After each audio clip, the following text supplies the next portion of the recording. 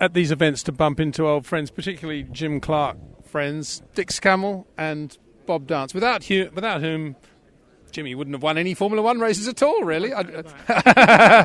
Lovely to see you, Dick. I don't know if you've got any of your trinkets with you or whether we've got to get your wife to come over, but you've got some lovely... just describe them and we'll do photographs and later what you brought up here. Well, we bought, in fact, the gloves. Jimmy gave me the gloves that he won Indy with, so... I fancied myself driving around with them on in my 7, and I put them away, and they've been put away ever since, and thought today we should bring them out again and give them an airing. So, yeah, we brought them with us today. And the amazing thing, I think, is that Jimmy didn't think to himself, these are not quite valuable, these mean quite a lot to me. I won the Indy 500 with these gloves, I better keep them. It never even occurred to him. No, but he was a real gentleman, and I think he was really generous. I mean, he was a really good person to be with and work for, yes. And you got a watch as well?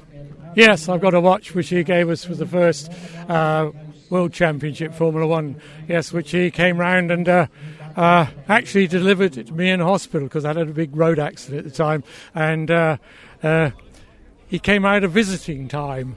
And so in those days you weren't allowed in, were you, to see anybody? But fortunately the sister was Scottish and he was Scottish, and he talked his way in and gave me the watch, which was very nice of him, I think. That was the first World Championship, 63. And after 65, any gifts from that year? I can't remember. Do you remember, where did you watch the Indy 500? Because you weren't actually at the race, were you? We watched...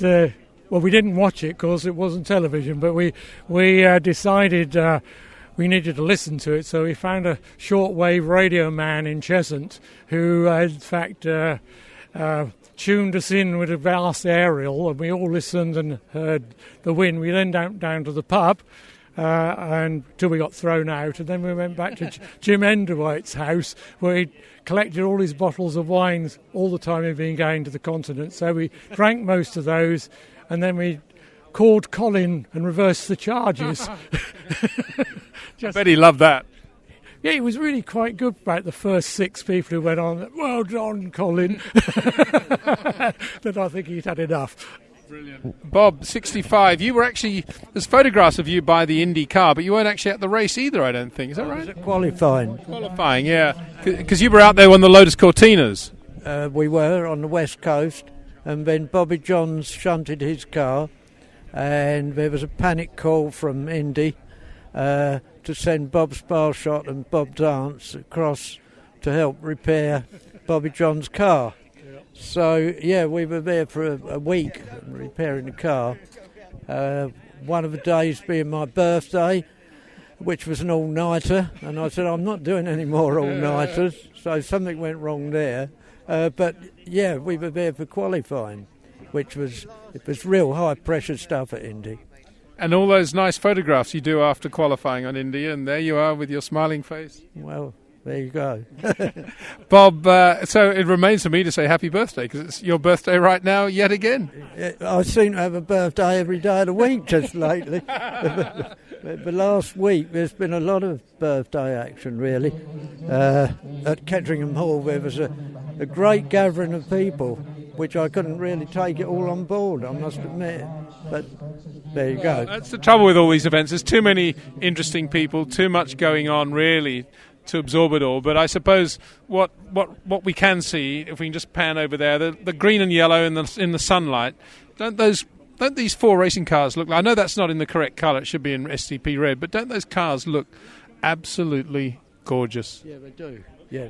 And Dick, I know you've been an engine man for many years, you were at Bosworth, but don't those 2 chrome exhausts out of the Climax V8 just say everything that needs to be said about a racing engine? Oh, yes, it looks like it makes it a very smart car. It looks like a real racer, doesn't it? Yes.